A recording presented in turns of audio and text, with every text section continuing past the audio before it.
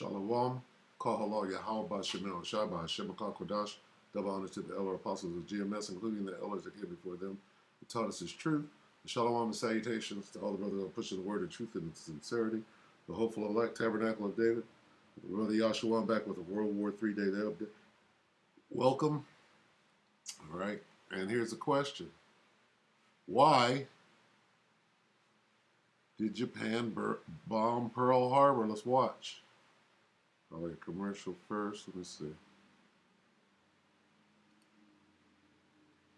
Of course. All right, here we go. Is Japan's decision to bomb Pearl Harbor always gets... On a list of historically bad ideas, Japan's decision to bomb Pearl Harbor always gets an honourable mention. Given that for Japan the outcome was not exactly a positive one, it's natural to ask what its leaders hoped to achieve. So why? Why did Japan bomb Pearl Harbor? So before talking about the attack itself, it's important to look at what the Japanese government's long-term plans were for the country. Japan is not a resource-rich country, and so in order to secure long-term security in terms of things like oil and food, Japan sought to expand its borders and Japan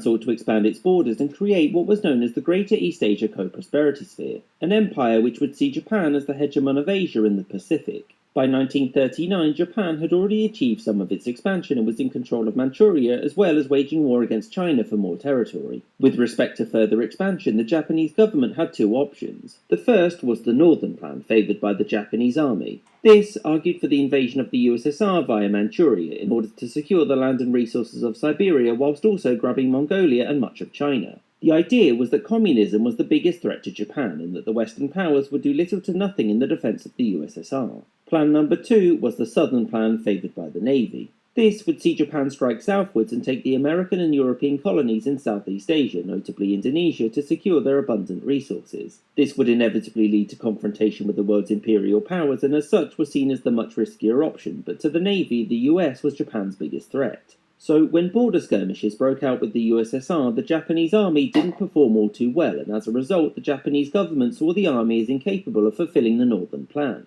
Whereas the Navy was still seen as incredibly prestigious and thus their plan won out. The decision to strike south was accelerated in 1941 when the USA placed an oil embargo against Japan. That's why. All right. Why did Japan attack Pearl Harbor? Because of the oil embargo. Listen close. They might be trying to go around it, but that's what it's about. Let's play that again. Their plan won out.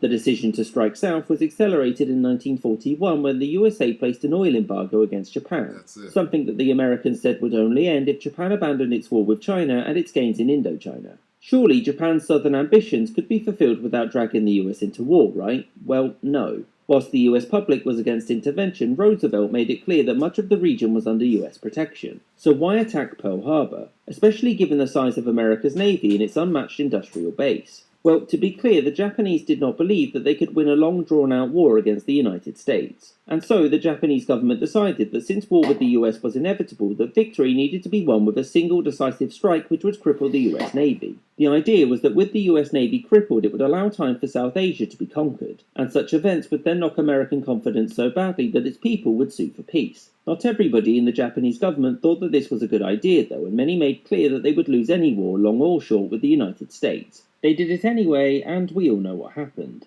And the reasons were simple. They felt that they had to, and importantly, they thought that they'd win. I hope you enjoyed this episode and it was because of the oil embargo. Okay. Did Japan attack Pearl Harbor for oil? Yes. Okay. What it comes down to. All right, so with that being said, and for the record, weeks before they attacked, Babylon the Great, which is America, had deciphered Japan's code, their code of secrecy, They deciphered it and then found out their plan to attack. And what they did was they took all of the raggedy ships and things that they didn't care about, and they put them all in Pearl Harbor as a big old target. And of course, Japan went straight after them. And with that being done, then it allowed America to get into the Greater War. So there's more going on than what you think. So basically, America didn't care that they bombed Pearl Harbor. They wanted them to. It was a setup. It was a false flag, if you will. All right, and that's what America specializes in. All right, why? Here's why. Micah 2:2. And they, who? The Babylonians. All right, the great Babylonians. They covet fields, namely the Edomites, and take them by violence. What fields? The oil fields, the poppy fields. What happened in Afghanistan? What happened in Iraq? What happened to the Native American? And they covet fields and take them by violence, and houses and take them away. So they oppress a man and his house, even a man and his heritage. Okay? Let's look at the NIV. They covet fields and seize them. What about them poppy fields? What's that football player's name that didn't make it home? And houses, they take them. They defraud people of their homes. They rob them of, Pat Tillman is his name. They rob them of their inheritance. What happened to Pat Tillman? He found out that they were over there growing poppies and garden poppies. And he wanted America to know, and he didn't make it back to say so. It kind of came out inadvertently. All right? So, what's going on?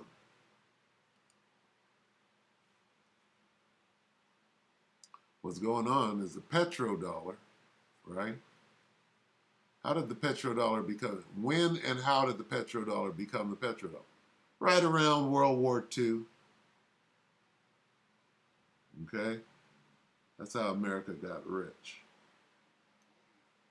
And who had a great deal to do with that? Saudi Arabia made that deal, that all oil will be sold in the American dollar. All right? So what do we have here? Here's Johnny Storm again. Don't speak news. Hey, if you come out with good information, that's what it is.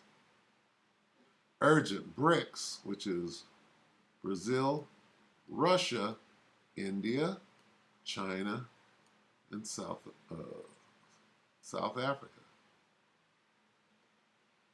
BRICS nations to control global energy flow. Uh-oh. Uh-oh. You know how strong the ruble got in the last 4 months? As Saudi Arabia is set to join them. This is why wars are fought. The petrodollar is no more. And people are coming up with new ways to trade oil and gas. How did the ruble get so strong? War, sanctions. Why did Japan go into Pearl Harbor? Because of oil and sanctions.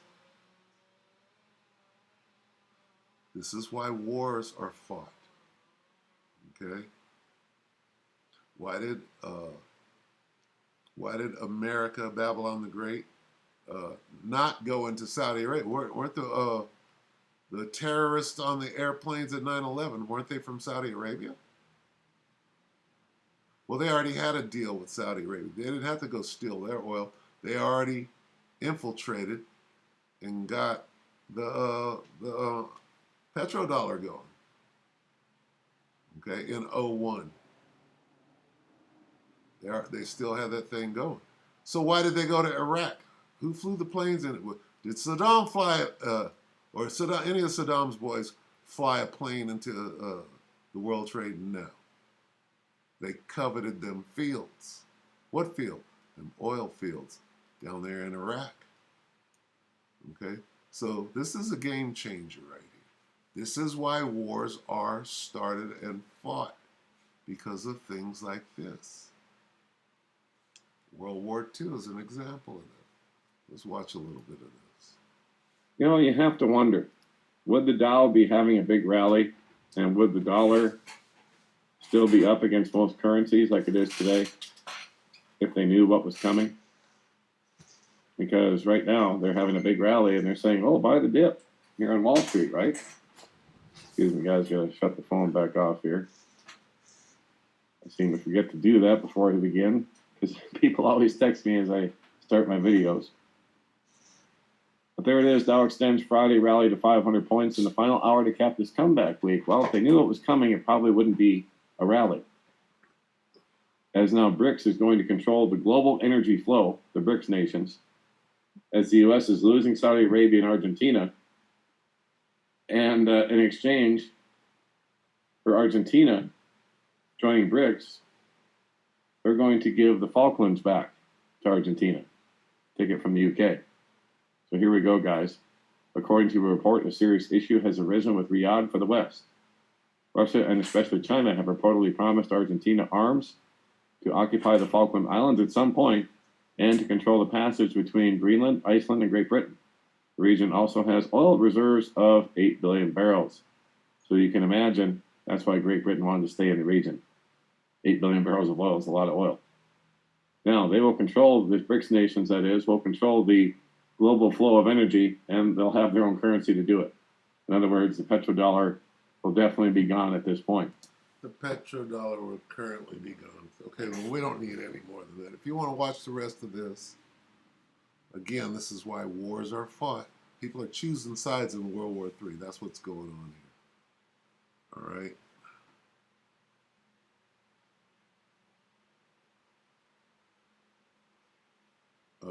This is breaking news, at least to me. So here you go. If Saudi Arabia joins BRICS, then the dollar is done. The petrodollar is done. Dollar been gone. Only thing they got is the petrodollar. All right. So once this all goes through, because if Riyadh joins BRICS, that means it will drag the other Arab states along with it. You know, OPEC basically. And then 2 months ago, Saudi Arabia announced it would begin the transition from petrodollars to a new currency, the Chinese yuan. In other words, it would price black gold in yuan, creating an alliance with Russia and China. And Iran. All right. So, as you can see, the Arabs are about to get with who? Who's the R in BRICS? Russia. What does that mean for the big Satan and the little Satan, which is the so-called Israelis? That's the little Satan. America's the big Satan. What does that mean for all of those Arabs right there in the Middle East? And then you got these small hats that stole all of that land. What's going to happen over there? Well, this is what's going to happen over there.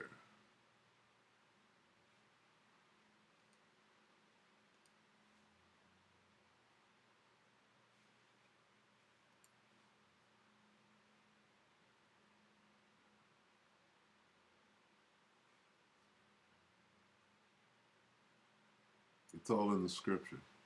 This is 2 Ezra 15 and 28. Behold, a horrible vision, and the appearance thereof from the east, where the nations of the dragons of Arabia, the Arabs, shall come out with many chariots, and the multitude of them shall be carried as the wind upon the earth, that all they which hear them may fear and tremble. Also the Iranians, Carmanians, raging in wrath, Iran got some oil too. Also, the Carmanians, raging in wrath, shall go forth as the wild boars of the wood, and with great power shall they come and join battle with them. The Iranians are going to join battle with who? The dragons of Arabia. And shall waste a portion of the land of the Assyrians. All right? The Assyrians, in this case, being Babylon the Great and their allies. All right? So, as you can see, this war, World War III, is raging out of control before your eyes. If you know the names of the different,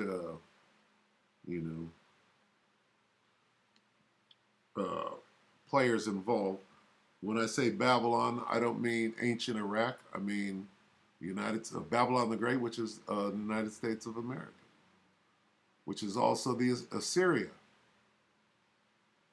Okay, in the spirit in these days, in these last days. All right. Anyway, that's a different story. The point is that World War III is growing and won't be stopped. I'll get this again on the way out, since it's so fitting. Revelation 11 and 14. I ended yesterday, and this is the last World War III update for the day. I mean, for this week. Revelation 11 and 14. The second woe, World War II, has passed. Behold, the third woe is coming shortly. Let's get that in the KJV. The second woe is past, and behold, the third woe cometh quickly. We're giving you all the reasons why. Okay? BRICS, they will control the global flow of it. Who controls the global flow of energy right now? Babylon the Great through Saudi Arabia, OPEC and all of that. All of the little treaties that they set up right after World War II. All right? So it's happening again. It's time for a restructuring, or what they think it's going to be. But it's all going to fall asunder. Babylon is fallen, is fallen. All right? So Babylon meaning America and the beast system, if you will. All right, so with that, we'll go ahead and close. We hope that this is edifying. Keep your eyes open. This thing is moving fast. We hope that the elector edified you, brothers and few sisters. With that, we'll say shalom.